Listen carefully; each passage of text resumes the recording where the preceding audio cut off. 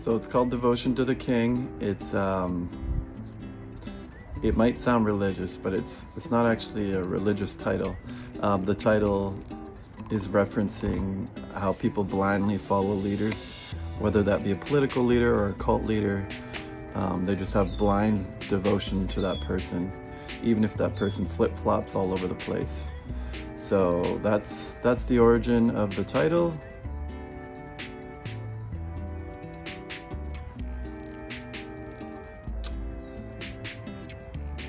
So I wanted a conceptual album. So the album is 30 songs, and I'm still going to accompany it with a beat album. So there's instrumental song, instrumental song, instrumental song, instrumental song, so on and so forth, from top to bottom. So it starts off with a beat and an instrumental, and then a song with lyrics. Instrumental, song with lyrics, instrumental, song with lyrics. So I really wanted to play with that idea. I'll be releasing a beat album shortly here.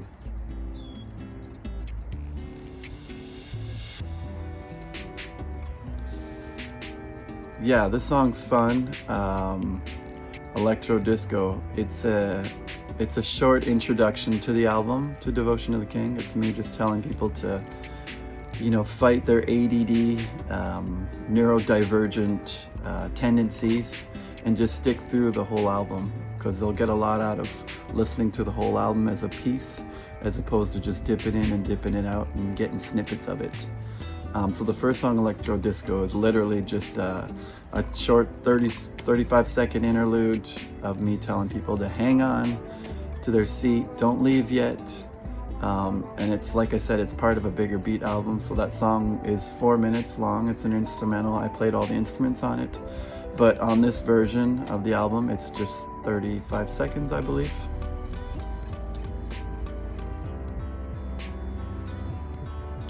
Challenger, featuring Faye, the amazing violinist from the band Animal Prince. I really wanted violins on the song, just a small section towards the end to build up some intensity, because I feel like symphonic things, orchestras always make things seem more dramatic, and I wanted the end to build up in intensity. So the song's called Challenger. It's not an instrumental, it's the second song on the album, and it is essentially me rising to the occasion of the challenger. And what I'm actually talking about in Challenger is, the chorus is, I'll take a challenger, I'll take a challenger. I'll take a challenger and leave the people standing around. So if it's me at a cypher or rap battle, or me battling myself, I'll give it 150%. And for me, the most important thing isn't actually winning any kind of competition. It's giving it 150%. So sometimes you need some healthy competition to conjure that idea that, okay, I really need to give it my all in this thing. And I'm kind of referencing funny little things, political things throughout the whole song. And yeah, just pay attention to the lyrics and you'll see that I will take a challenger.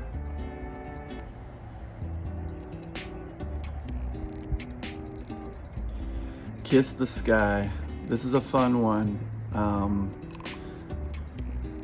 I was thinking about some things of my childhood, and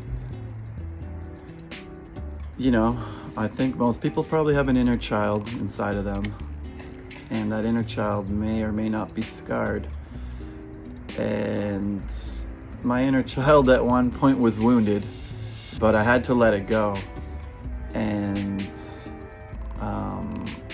just be free and essentially touch the sky and reach for the stars and reach for the cosmos and reach for the Milky Way.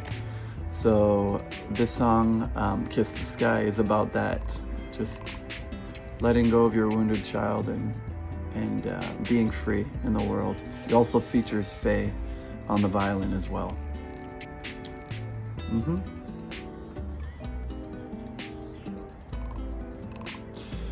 Oh, Nostalgia's Friend. So this is an instrumental. This one is fun. This song, I actually wrote it. I'm a multi-instrumentalist. I also play guitar and a little bit of keys and bass and drums and percussion as well as I sing. So I wrote this song, Nostalgia's Friend. It's very guitar heavy. And I actually remember writing this song when I saw this African band perform. They had this incredible guitar player, and this was up in Canada. So there was this incredible guitar player in their band, and they were playing at a festival. And he was doing so many things on the guitar that I'd never seen or heard before. And this guy really was phenomenal, you know? And his sense of rhythm and syncopation was phenomenal.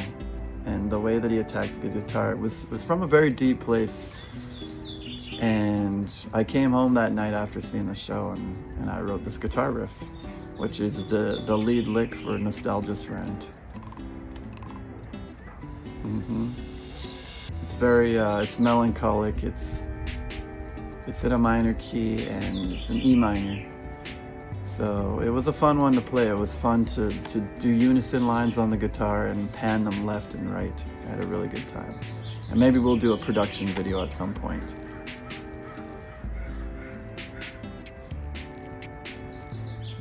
So if you like this video, please like and subscribe if you want to learn more about where the tour is happening and what I'm doing with my life with music and this album.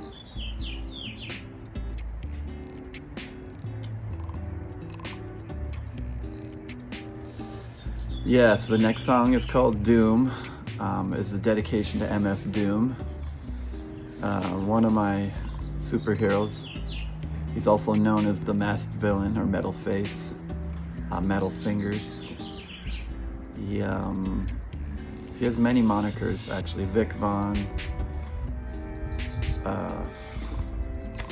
There's more. JJ Doom as well. You know, he is definitely the elusive, the super villain that your favorite rappers. It's your favorite rapper's favorite rapper, put it that way. We didn't even find out that Doom died until 3 months later. You know, he died in Halloween 2020, and that information wasn't released until New Year's 2021. So I feel like that was just part of his cosmic scheme of life.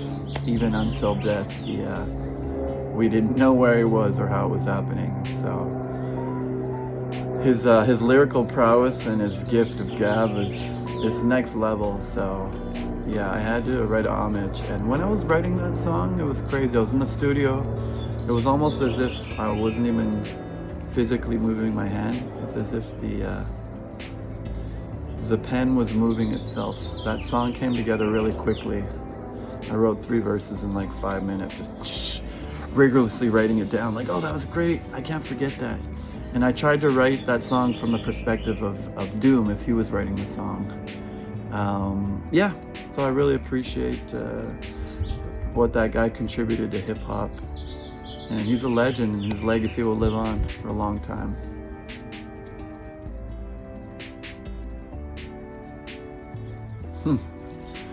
Okay, so Waltz. Yeah, this one was funny. This one, I wrote it on the piano back in 2007. I was just dicking around, tinkering around on the piano, and I was like, I should write a waltz. As if I even know how to write waltzes or something. I barely know how to play the piano, honestly. So yeah, I wrote this waltz. It was fun. And it's only, I think, 30 seconds long on the album, but for the Beat album, it's a full-length song.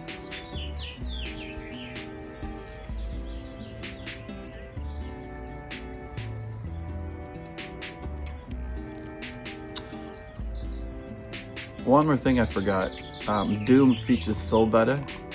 Soul Butta is featured in the song Doom, so it's really important that she gets to be featured on that song, and you know about it. She's an incredible singer. Check her out.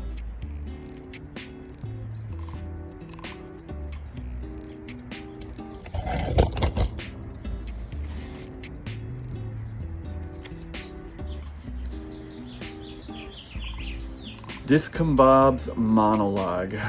Yeah, being frustrated at the system was the impetus to the song. It's got a very dark tone to it, so I wanted a dark monologue on top of the song. So we pitch shifted the vocals down, and the beat was written and produced by Ian Bevan of Three Little Bird Studios, and he's the one who produced this whole album as well. So shout outs to him, and yeah, it's a fun song.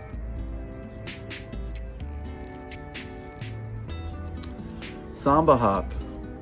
This one was great. I was actually collaborating with Soul Butter on this one, late night, maybe 2, 3, 4 in the morning. I don't know. We're always in the lab, honestly. We were just dicking around. I was playing some chords, samba style, and she was messing around with some percussion on that song. So we hit record, and that's what became of that song. Also an instrumental.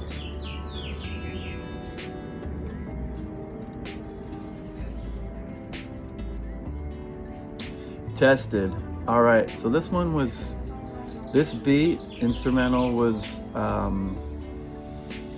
the beat was written and produced by Ian Bevan. This song also features Soul Butter on vocals, and it's like 2 different songs spliced together in one.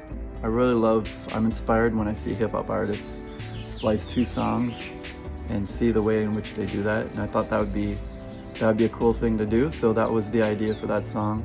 It's called Tested. It's about the concept of being tested by the dark forces, the imperial forces, Lucy.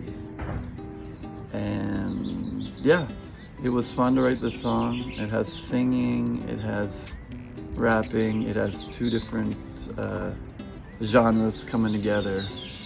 It's like a sandwich. It's like this one genre and then something in the middle and then back to the other genre. Tested.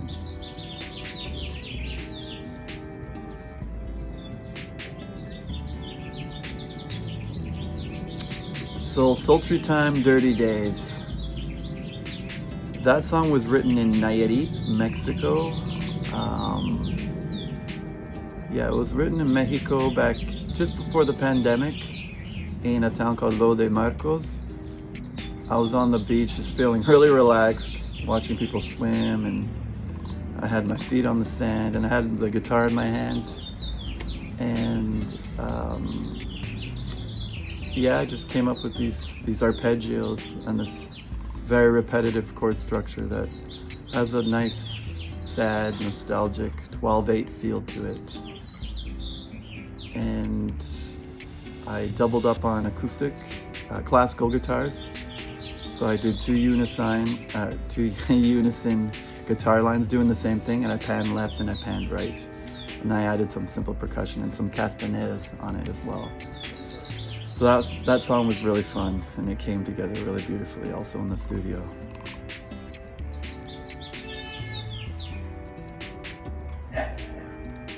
Haters. Haters is a sped up Sultry Time, Dirty Days reference. I sped up that song to 390 BPMs, and it's not an instrumental like Sultry Time, Dirty Days. That's definitely an instrumental, but Haters is a song with words, and I kind of feel like the title speaks for itself. The more I aspire to greatness in my solo career, the more I practice, the more disciplined I get with it, the more people come out of the woodworks. And I don't know if it's jealousy or it's they don't like the art. If they don't like the art, that's totally fine. That's subjective. I don't like a lot of art, I like a lot of art too. But yeah, people that sometimes you think they have your back, but they start hating on you. And you know what? Just don't listen to haters. They're always going to be out there. Haters are often people that they don't have anything going on. You know what I'm saying? the more success you get, the more people will try to take a bite out of you. You know what I mean? So that's that one. That's Haters in a nutshell.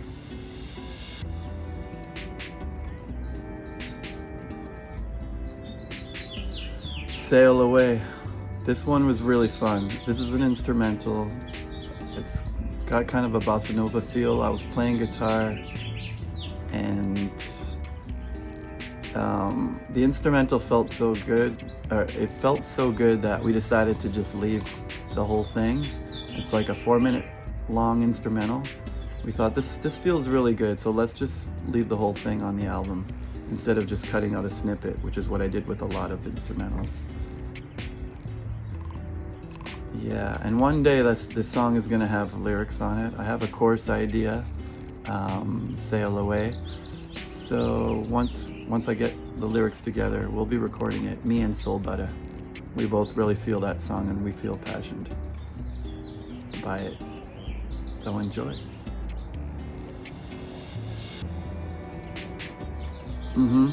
Have a Nice Day. Ian Bevan and Three Little Bird Studios, who, like I said, produced the whole album. He also produced and wrote this beat, which I really love. It's got really hard-hitting 808s. The man is a genius. He's a wizard behind the ones and twos.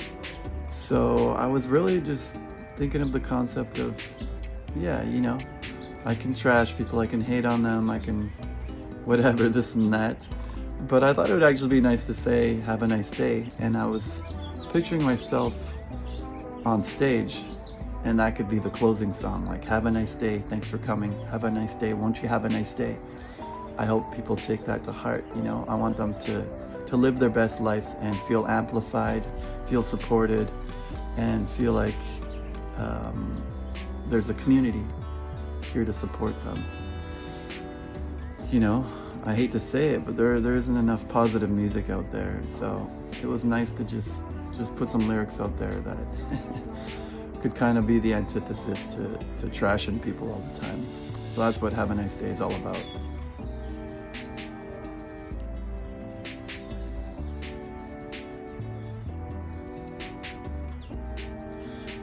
Flexing on the mic. Yeah, this one features Jeff Worrell on the trumpet. This was when I just started to learn how to produce and record at the beginning of the pandemic, 2020. You know, we were in our houses a lot on lockdown, so I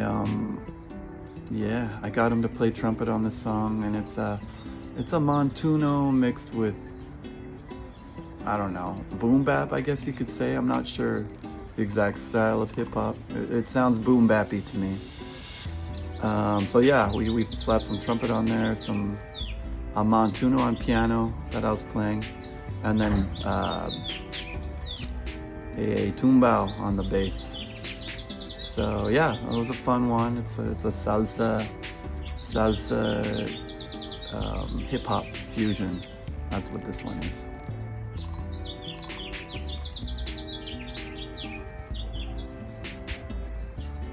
Psycho. Okay. So I was on Splice one day and I was sourcing some heavy 808 kicks, and I came up with this slow tempo kind of beat that has side stick. It's a very simple beat, but it's very 808 heavy, very long, drawn out 808s. And the words, I guess the inspiration for the song was the Heaven's Gate cult. I remember being a little kid in 1997, and I heard about this cult. I didn't know about the cult beforehand, but I heard about this cult where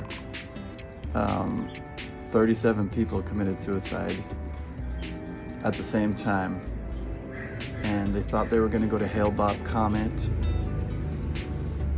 when they passed. So they had this man, Marshall Applewhite, who was the cult leader, and he convinced everybody to do that, which is very often the case, and it's very tragic and very sad. And I'm very skeptical of leaders and gurus for that exact reason, because they often take advantage of disenfranchised or emotionally fragile people, or both. And it's happens time and time again all over the world. So many countries have these examples. And right here in the US, in California, there's been a long history of cults. So yeah, I just think it's a travesty, and just be your own leader, people, please. And you know, maybe I'll put a helpline, a suicide prevention, or a cult prevention helpline if you have friends or you're struggling with these yourself.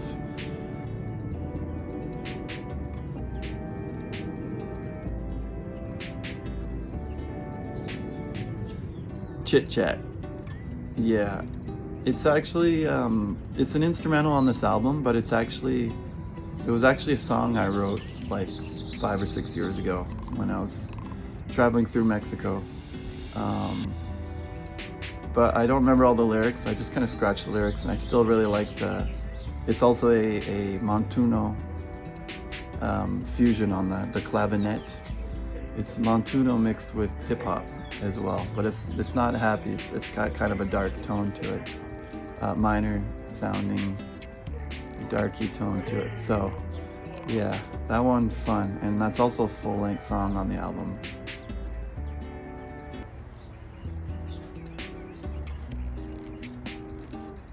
Okay. Merengue. Dance, in parenthesis. This song is inspired by the merengue rhythm, but it's slowed down. Merengues are usually 150, 160 BPMs. I mean, I guess they can be whatever they want to be, but that's how I interpret merengue, to be somewhere between 130 and 160, if not faster, BPMs. But this one's slowed down so I can actually rap on it, because 160 would be pretty rough for my tongue and my muscles, my jaw muscles especially. But yeah, the song's merengue. It also features Faye on violin, and it's basically just a dance instruction. The whole rap, the whole chorus is basically just an instruction to shake your moneymaker, get on the floor and do your thing.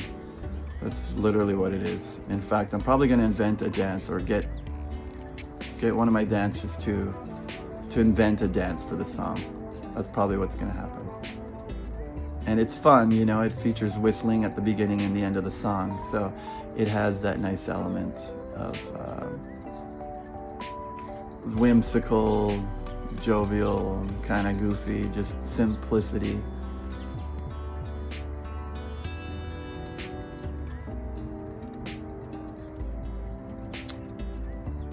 Dazed and Dismal. So this song is an instrumental.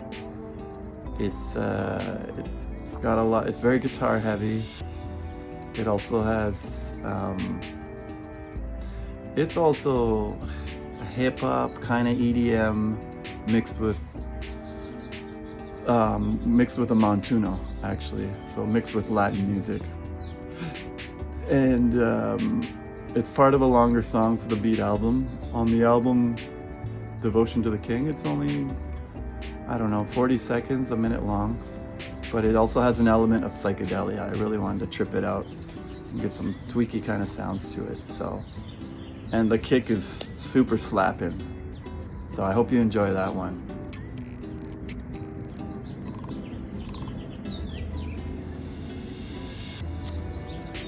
Political Lullaby. Yes, this song, I wrote it.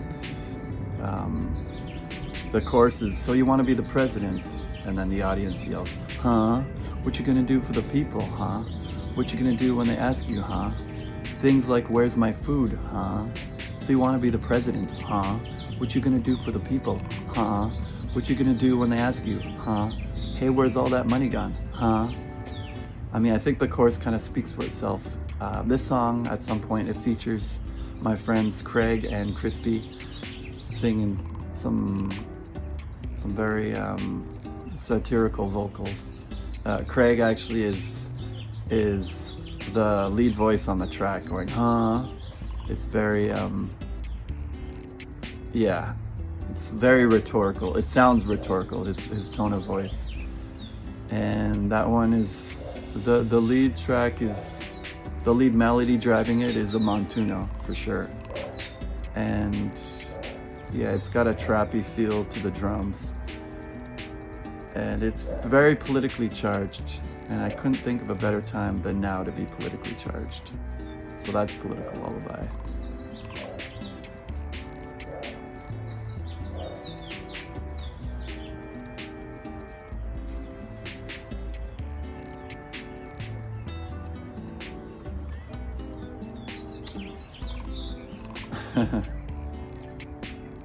Guitars is, it's not an amazing album, or song title, I should say. It's not an amazing song title, I admit it.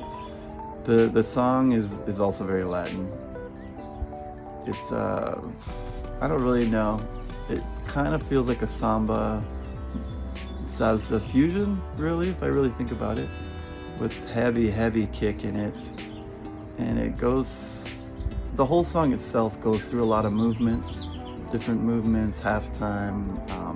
There's whistles in it. There's a few different percussive elements, and it was a pleasure to write that song.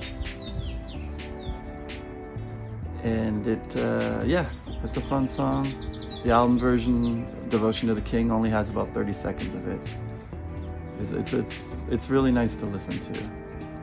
So I hope you enjoy it.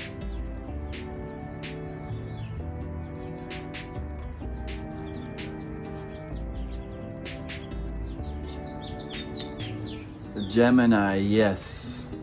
This song features 3 people on it. It features Resolve the Resolute, Space Rock, and Soul Butter. This song, I'm a Gemini, and personally, I actually don't care about astrology at all, but I feel like I get asked the question so much here in California and when I travel, when I tour, that I had to just spell it out in a song. You know what I'm saying? So yeah, the song is just letting people know that that's my sign.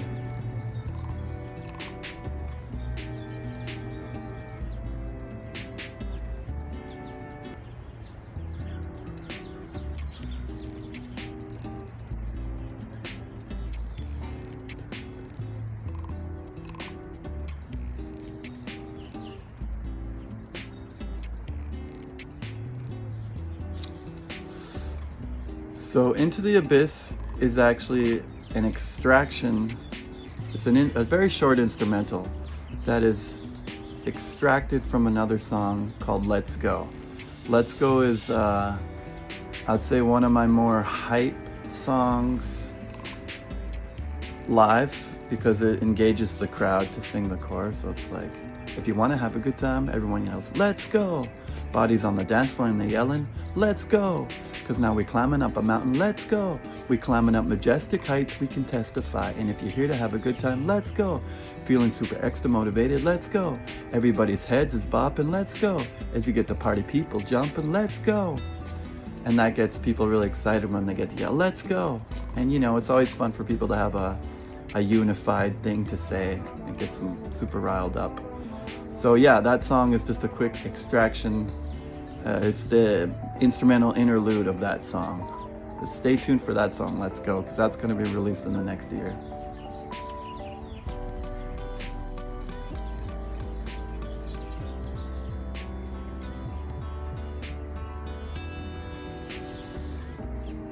Oh yes, the Vultures. So, the Vultures is kind of playing on this idea. It's kind of playing on this idea that once you start acquiring certain things in life that you've worked your ass off in, people start just coming out of the woodworks, you know what I'm saying? And they want to shit on you. They want to, yeah, basically hate on you. It's kind of a continuation of the hater song. And honestly, it sounds miserable being famous. I know a lot of people aren't looking for the fame, but it sounds like, especially being ultra famous, having the paparazzi follow you around, not being able to go to the corner store and get, some bread, some cheese, some canned beans, some beers, whatever, some tortilla chips. Just not being able to do that, because the moment you step out of your house, there's a freaking slew of vultures on you, trying to follow your every move and try to corner you. It just doesn't sound great. So yeah, sounds like a bunch of pain mixed in with money and fame and fortune. It's just cameras on your ass all day. It just sounds miserable. Sounds like a bunch of people trying to suck your blood, vampires, leeches, people trying to leech off of you.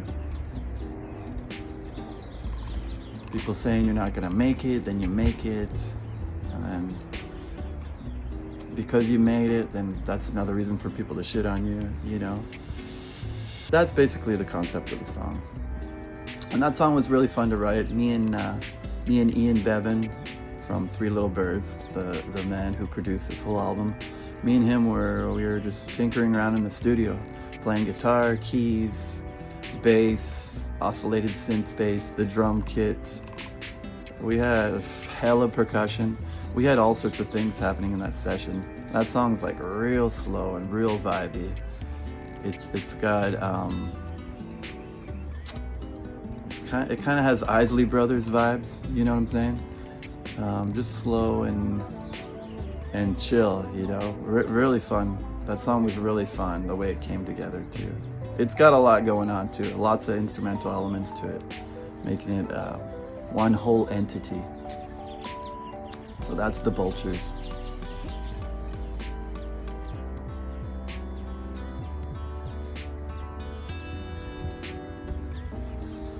Ambiance. It's called Ambiance because I feel like you can, and this one's an instrumental, I feel like you can listen to this track in a cafe, if you're work studying, if you're just chilling, if you're in the room getting it on,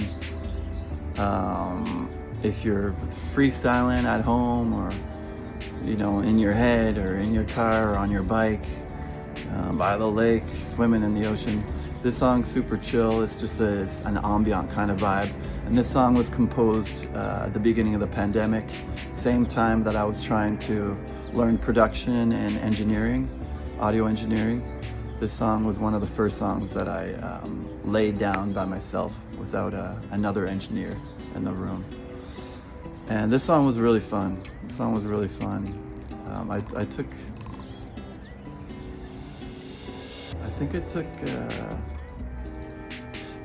a synth sample from GarageBand or Logic. I think it was GarageBand.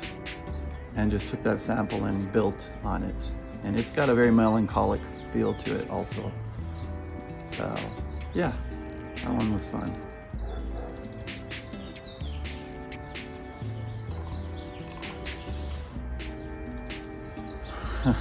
GSCGM, Girl Scout, or Girl Scout Cookies Girls Moms.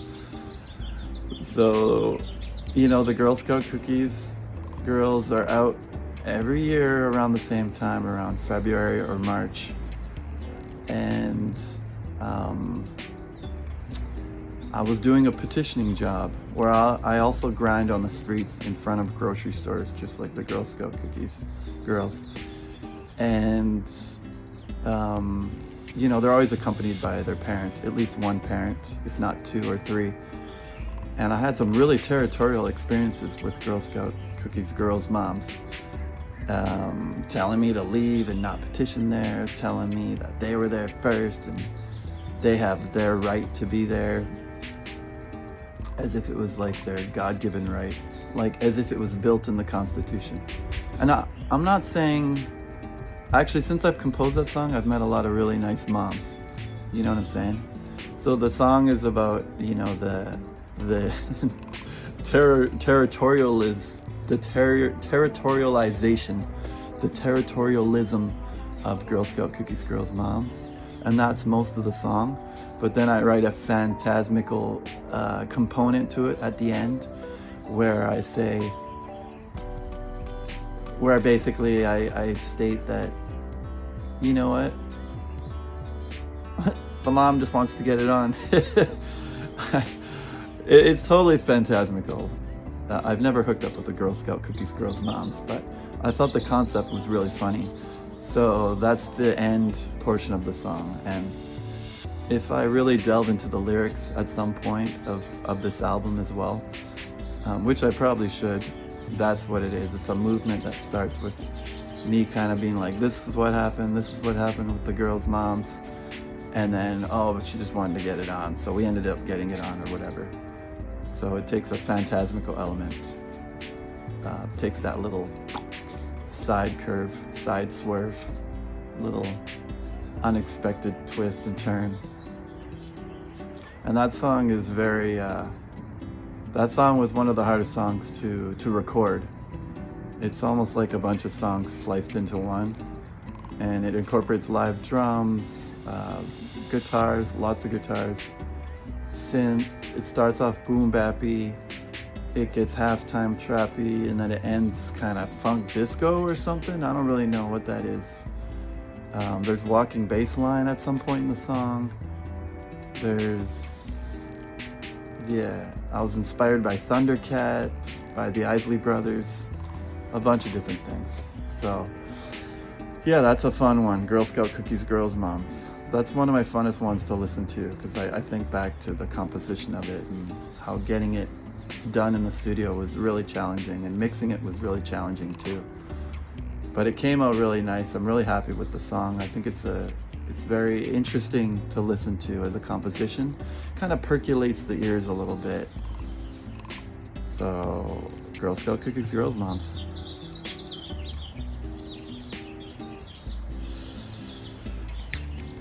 Una noche en Sinaloa. Una noche en Sinaloa. This song was, how can I say it? This song was extremely fascinating. This song came together and was inspired.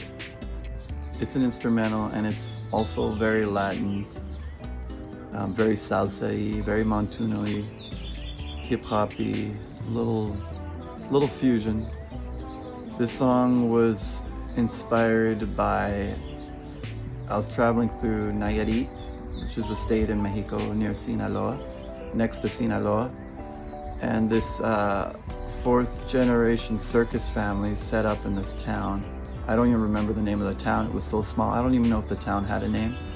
But this family set up, they did everything. They built the tent, they built the stage, they brought all the props, the trapeze, everything in a bus. And they set up in the town for I think 2 weeks. And me and my friend Tom, we got to catch them the first night. And we saw them perform, and the performance was incredible. There's 12-year-old, 13-year-old kids that were performing. That blew my mind. And yeah, there was a grandpa in the circus, like emceeing. There was a dad who was doing trapeze, and they had all the elements, and they were phenomenal. I was really happy to see those cats do their thing. So that's why it's called Una Noche en Sinaloa, a night in Sinaloa.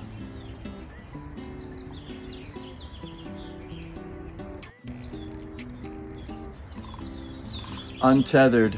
This song is not an instrumental. It has words in it, and it's kind of just, the concept is, you know, wouldn't it be fun if we all could be untethered and free in the world? And I know that has a lot of connotations to it, but I mean free of government oppression, systemic oppression, free for everyone to have the same rights, the same food, the same education, no disparity in economic wealth and countries that are exploiting other countries.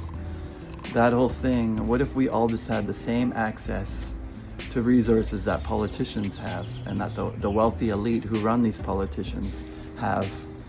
And wouldn't it be nice if we could just unify and be untethered together? Birds of a feather flock together. That idea seems like a really beautiful celestial idea that I would like humanity to strive towards. We'll see how it goes. We'll see where we head, but that's the concept of the song. And I play mouth trumpet in the beginning of the song. And then it speeds up and it's got a really fast chorus. It was a fun one to record.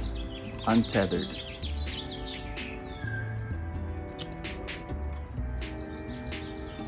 Tanta fuerza. So this song features harp and a reggaeton beat. Harp is definitely one of my favorite instruments right now. This is an instrumental. It features harp.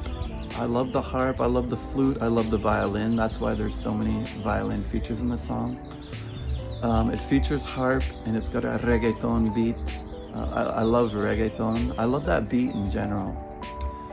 And yeah, I love the power of reggaeton and Colombian artists and Latino artists and Bad Bunny and a lot of different artists from different parts of Latin America, from different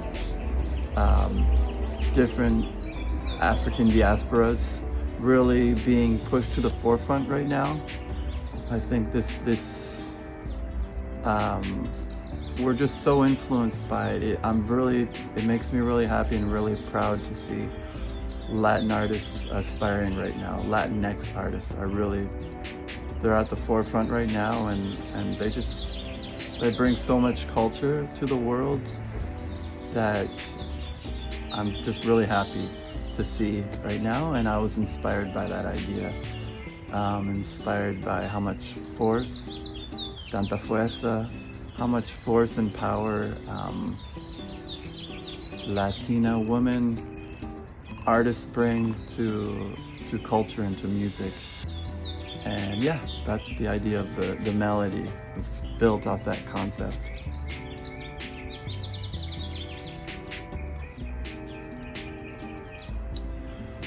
Monsters. Okay.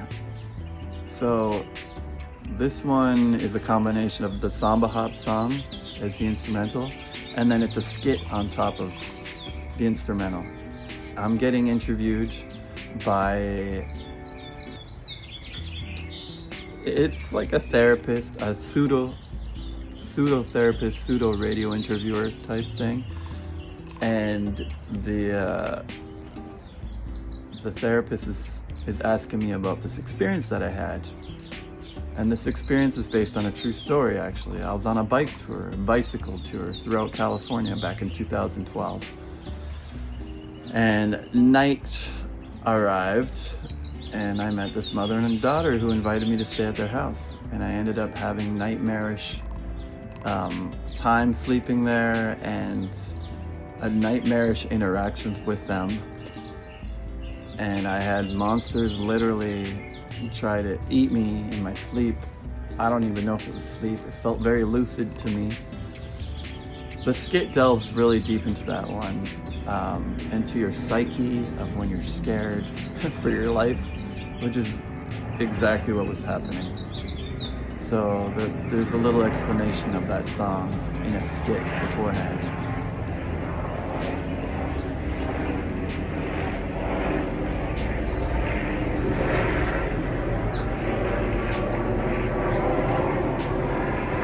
Hello, helicopter. Nothing like a good old Oakland helicopter to pollute the skies with. So, Monsters. Yeah, we conclude the song. We conclude the album with the song Monsters, which is, just the scariest situation to ever happen in my life, where the mother and daughter invited me into their home and then decided that they wanted to be really mean and tell ghost stories and tell horror stories and then tell me there's ghosts in the backyard and say there's a bunch of things happening. That was the freakiest experience I've ever had, honestly. And I survived to tell it. It's a miracle, I tell you. But yeah, get those monsters out of your head. Get those voices out of your head if you can.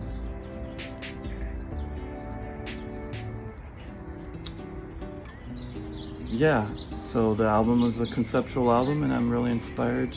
I'm happy I was able to make it happen. It's been a pleasure. I'll see you soon. I'll talk to you soon. See you on the road. See you at a show. See you somewhere. Peace.